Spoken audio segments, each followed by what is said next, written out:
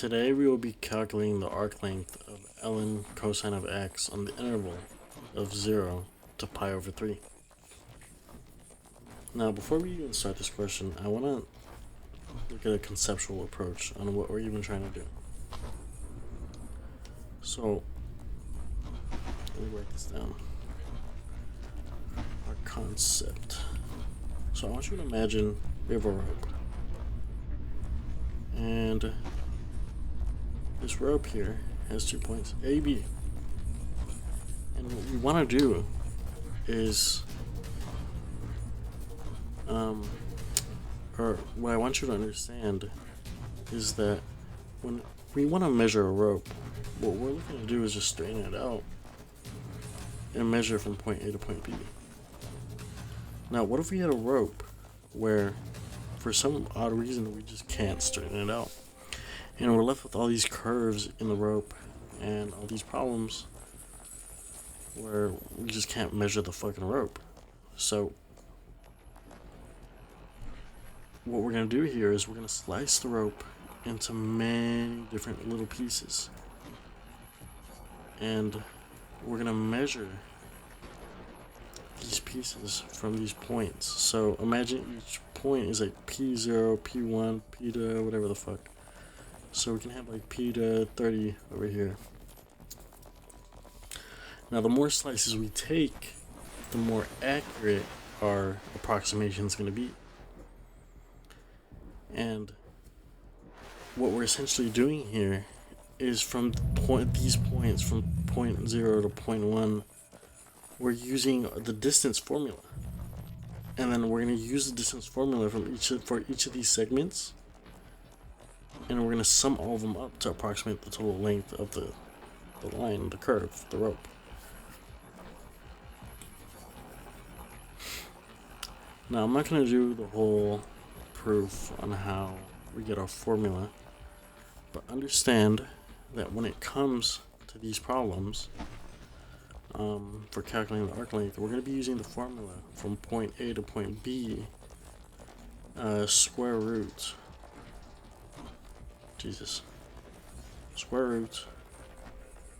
of 1 plus dy over dx squared. Now this is in terms of x, and I guess if you're curious, we can also do this in terms of y. And the formula is pretty much the same, we're just changing our terms in terms of y. But basically how that looks is, let's say this is our rope right here. And rather than slicing vertically, we're going to be slicing horizontally. Yeah. And basically our formula, if we're doing it in terms of y, is see point A to point B would be our x. C and D would be our y values. Yeah.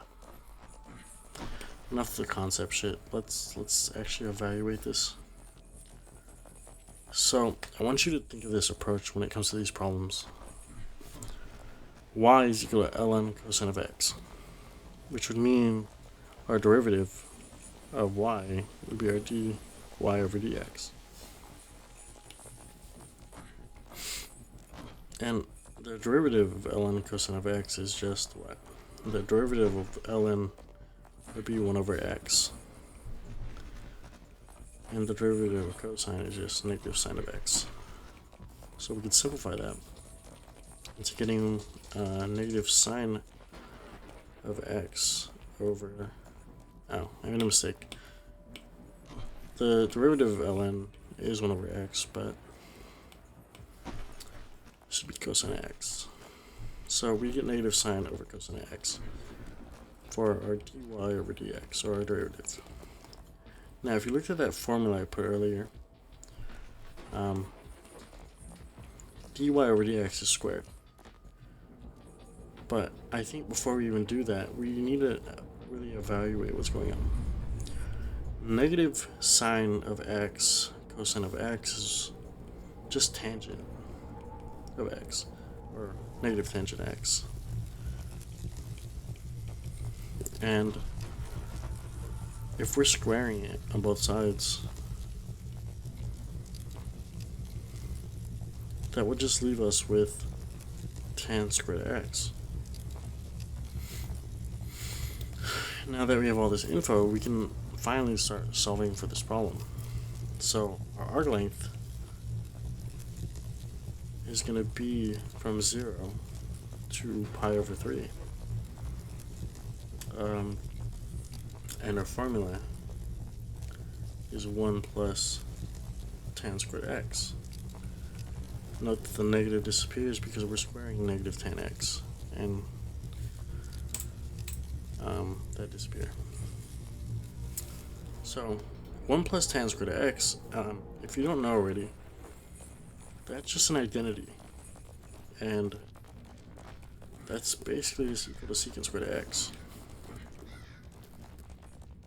I hate this shit so much. Secant squared x dx. Don't forget your dx. And if we take that out of the square root, we're just left with the integral of pi over 3 0 secant x dx. Now, I'm not going to show you step by step how to integrate secant x dx. You just Google that shit. You'll figure it out. Learn how to memorize that. But that's going to come out to become ln of secant of x plus tangent of x.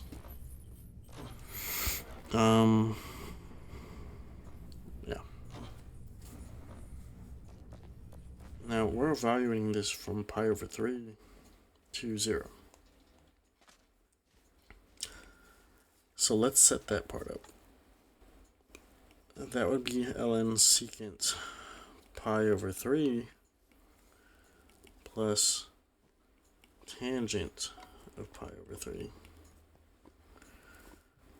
And this is one side. And we're subtracting it. Sorry. I tweaked. That is going to be subtracted by ln secant of 0 plus tangent of 0. And that's what we're left with. Now let's evaluate all this. Secant pi over 3, if you don't know, you can see that as 1 over cosine pi over 3. And that would give us, what, 1/2?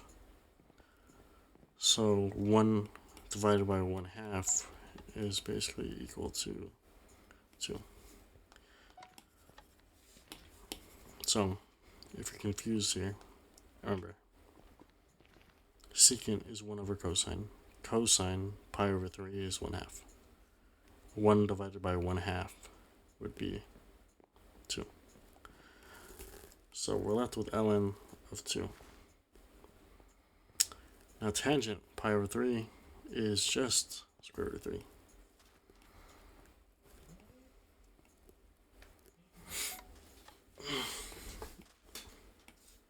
Now let's look at the left side of, or the right side of the equation. Ln secant of 0 is 1. Because 1 over cosine of 0 is 1. 1 over 1 is 1. Tangent of 0 is 0.